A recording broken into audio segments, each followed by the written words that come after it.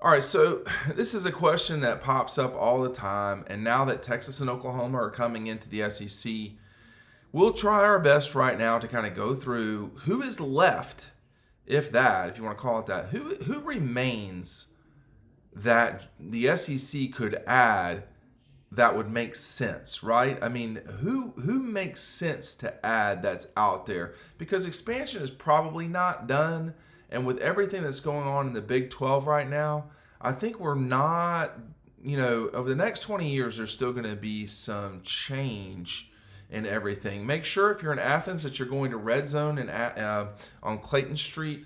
Obviously, say hello to Scott and Mindy. They are almost always there, and tell them Dean sent you. But they've been great partners. I wonder what they would think about this topic, because there's a lot of, there's a lot of ball games out there that you could go with, and the landscape is like this. Okay, so the Big Ten has now gone from coast to coast. They have a property in New Jersey, and they have a property in California. So the entire breadth and width of the United States, the Big Ten covers it. They can go from morning games at noon to night games. That's going to be their plan. It's a television based plan. By the way, everybody's plan is a television based plan. But who does it make sense for the SEC, which now stretches, believe it or not, from Myrtle Beach in Miami to El Paso? Does it make sense for the SEC to add other folks? And who would they be? Now listen, stick with me here, because this is a lot of inside baseball that will help explain why it was Texas and Oklahoma that the SEC went after beyond the obvious, and why it was not Clemson and Florida State. Okay, I don't know if Oklahoma is a bigger brand than Florida State. My suspicion is that they are. They're probably long-term a bigger brand than Clemson, but both Texas is a bigger brand than Clemson and Florida State. Period. There's no concern. There's just no discussion there. But why didn't the SEC in expansion go after a team that just won 2 national championships in recent memory, which would be Clemson? And well, let's put it this way: Florida State and Clemson both have 3 national championships in the last 10 years. Oklahoma and Texas have 0. So why not go get the, quote, better teams? Well, Florida State's been a bit of a disaster lately. Not that Oklahoma, not that Texas hasn't, but this is really about, the SEC already has South Carolina, a state that's not that big, about 5 million people. It already has distribution in South Carolina. They don't need Clemson. There's zero. I mean, I want to say there's zero interest. There's just no real interest in Clemson. There's not a lot of interest in Texas and Oklahoma from some people. But and then you look at Florida State.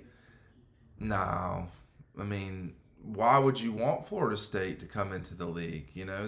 Same question for Clemson. I mean, it would make it easier in terms of some scheduling for South Carolina, maybe for Georgia. But why would Georgia and South Carolina want Clemson in the league? Why would Florida, Georgia, Alabama, and Auburn want Florida State in the league? They wouldn't, right? But from a television perspective, because Texas A&M doesn't want Texas in the SEC. From a television perspective, why add them when you already have those states covered? Because this is really about cable rights. This is about fees that you get from the SEC network. Out of market in Oklahoma right now, the SEC network, people are getting charged about $0.25 a month. All right? When when the SEC network comes in, then Oklahoma, into Texas and Oklahoma, but really more Oklahoma than anywhere, that number will go up about $1. So let's just say Oklahoma has, I don't know, 1 million cable subscribers. Okay, it doesn't have to be cable, but we're using round numbers here. And because the SEC network for in market is $1.25, you're talking about $1 more. You can't get that at Florida State. You cannot get that at Clemson because they are already in market.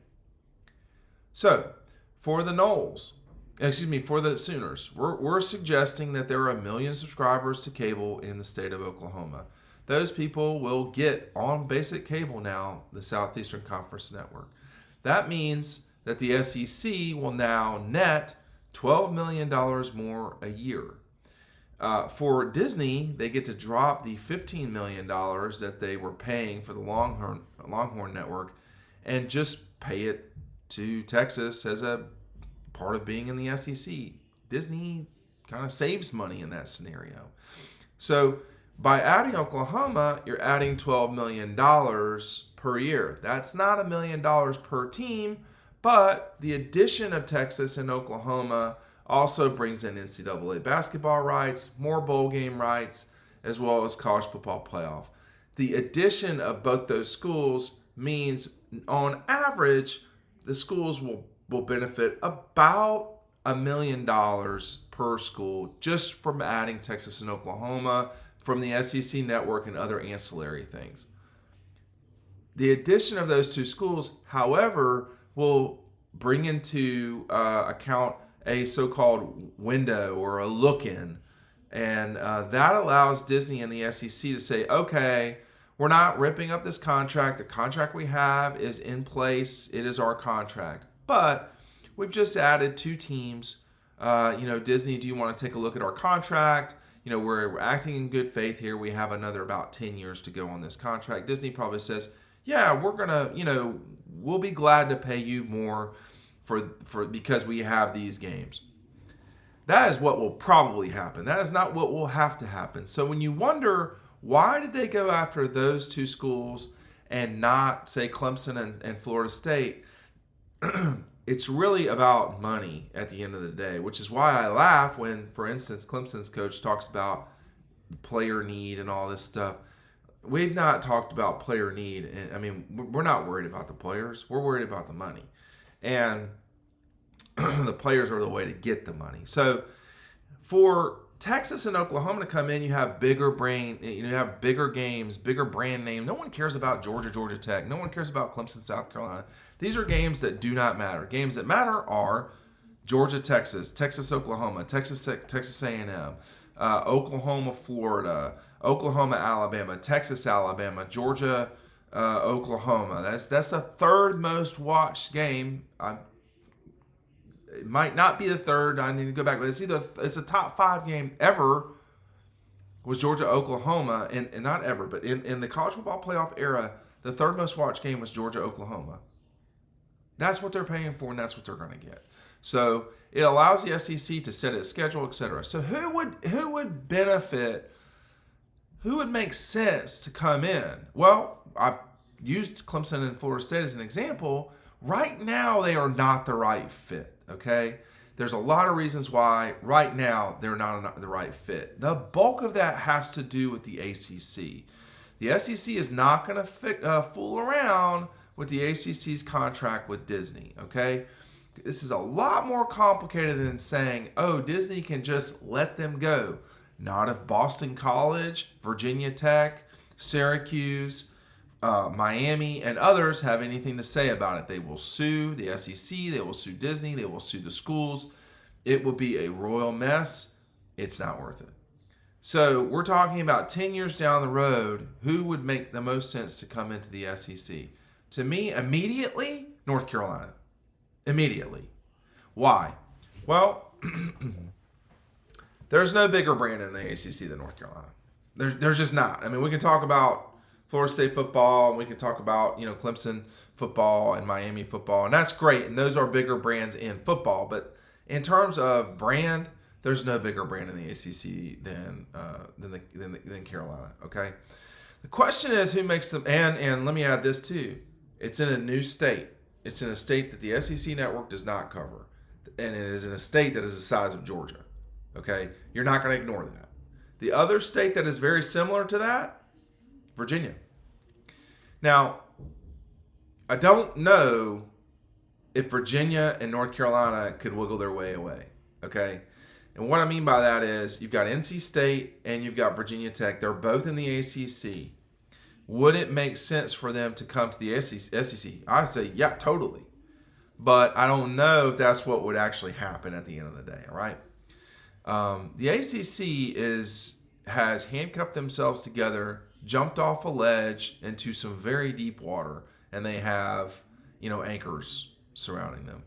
They are going to be absolutely smoked in the next decade. They're not going to be in the same financial world as the Big Ten or the SEC. The other question, too, for North Carolina, for Virginia specifically, is does the Big Ten make more sense for them? Because the ACC is probably not going to survive this next round. The ACC is not going to survive. So you have some properties. You have Carolina, Virginia, Clemson, Florida State, Miami. Those are the ones that kind of jump off the page. Virginia Tech, I mean, for me, no. But, okay, Virginia Tech. We'll put those 6 in there. Does anyone care about Wake? Duke? Does anyone care about, NC State? I would say NC State and Virginia Tech are in the same universe in terms of all of this politically and, where they really stand in the landscape of college football. NC State has a big, there are a lot of NC State alums. There are a lot of NC State people. They're just not very good at sports, generally speaking. They're okay. And Clemson has hit a very fortunate time. They decided to be good in the 10 years prior to movement. The problem for them is they can't move because if they do, the whole world is going to sue them. I don't know what the future holds, but those are the schools I'd watch. Oklahoma State, no. Baylor, no. I don't think any more private schools are going to be in. So tell me what you think, and we'll talk about it down below.